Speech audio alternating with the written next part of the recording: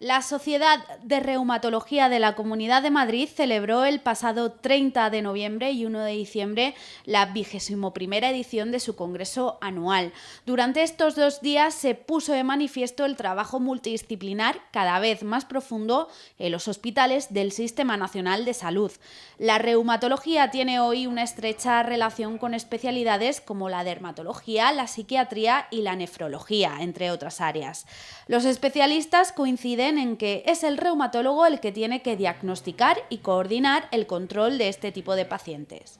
Esto responde al estado actual del conocimiento, es decir, que todas las especialidades se han llenado de contenido, cada vez hay un conocimiento más profundo y más extenso y nos necesitamos unos a otros y eso enriquece enormemente tanto el saber como la calidad de atención a nuestros pacientes. En el centro de este trabajo multidisciplinar emerge la figura del reumatólogo que debe coordinar el manejo de las enfermedades autoinmunes, siempre en colaboración con otros especialistas que permitan dar una atención de calidad al paciente que sufre este tipo de patologías. El papel del reumatólogo ha de ser el de intentar diagnosticar evidentemente las enfermedades y también un poco coordinar el manejo global de las mismas, ¿no? Es verdad que en ocasiones es necesario además contar con la colaboración y además es la situación ideal para el paciente contar con la colaboración de otros especialistas implicados en el manejo de estos pacientes, como puede ser el nefrólogo en un momento dado, el hematólogo o el neumólogo, ¿no?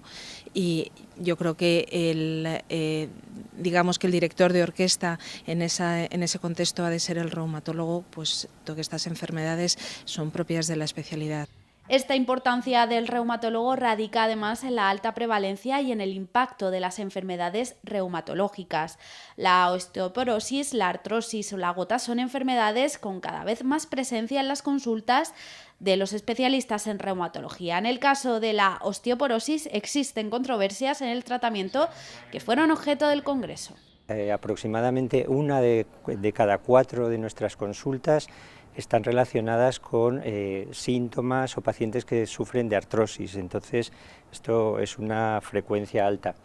Luego además son enfermedades que aumenta su prevalencia con la edad. Si, por ejemplo, la prevalencia de la artrosis general de la población es un 10%, a los 70 años más del 50% de la población ya manifiesta síntomas de artrosis y ya se les puede diagnosticar de esta enfermedad.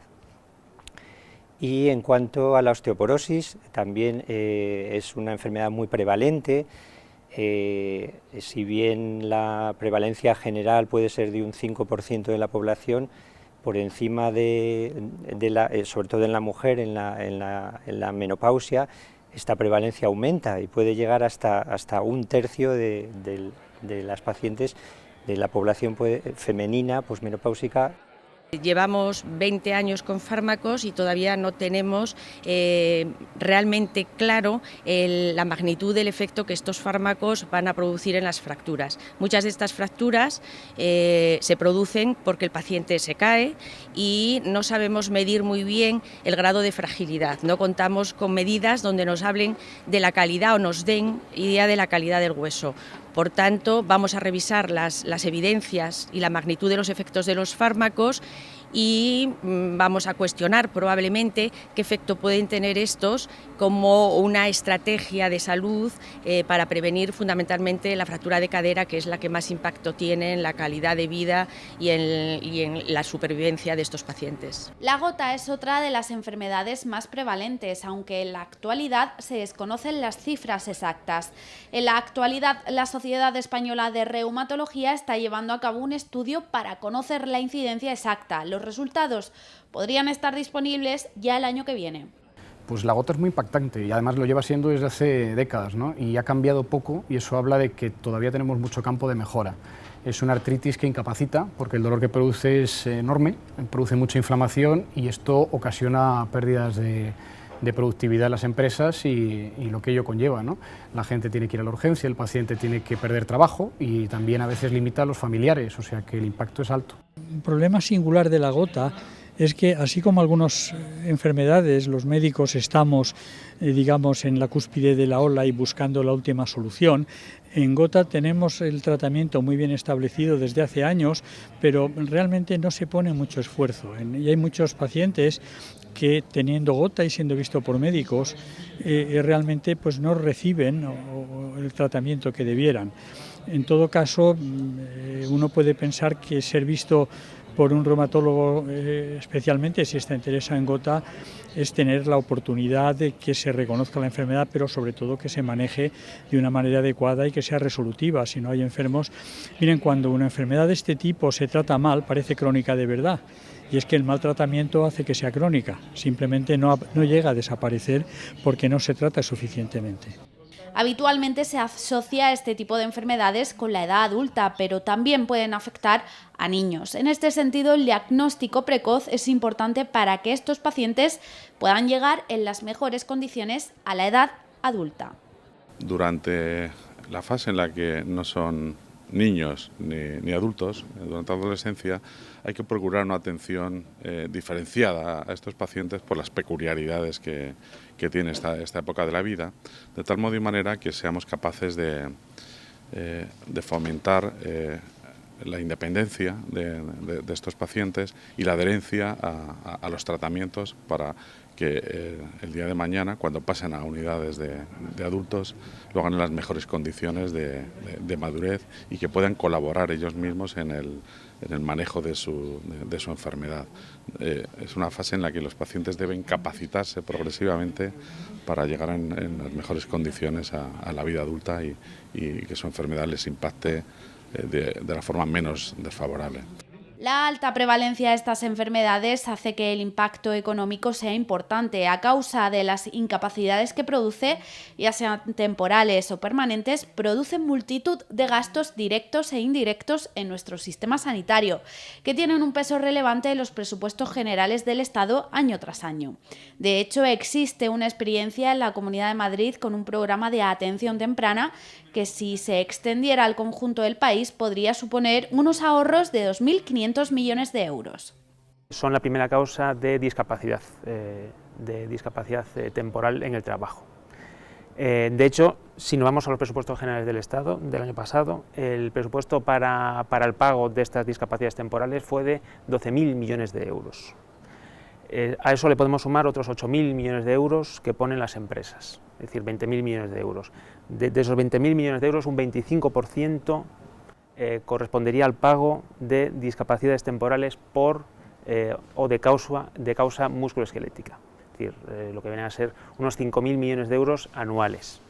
Y eso podríamos sumarle otros 5.000 millones de euros de pago por discapacidades permanentes, también debidas a este tipo de enfermedades. Es decir, por lo tanto, podríamos estimar que más o menos cada año en los presupuestos generales del Estado se van a destinar unos 10.000 millones de euros para el pago de discapacidades derivadas de estas enfermedades. Pero en este contexto, los reumatólogos cuentan con mejores herramientas tanto de diagnóstico como de tratamiento para los pacientes con enfermedades reumatoides, que lo permiten contar con una alta capacidad de resolución. En los últimos años se ha producido una evolución significativa. La ecografía ha pasado de ser una herramienta casi anecdótica a casi diaria en la práctica habitual del especialista.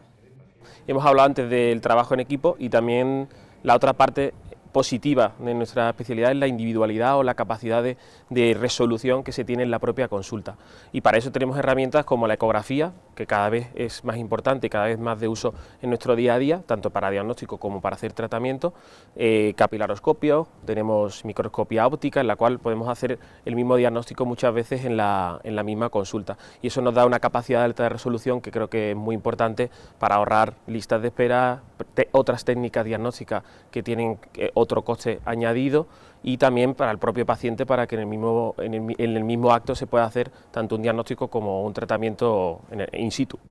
Los avances conseguidos con la utilización de este tipo de enfermedades permiten plantear uno de los grandes retos de la reumatología en los próximos años. La medicina personalizada es una tendencia cada vez más presente en la mente de los profesionales, aunque todavía se encuentra en una fase temprana, como puso de manifiesto el presidente de la Sociedad Española de Reumatología, José Luis Andreu.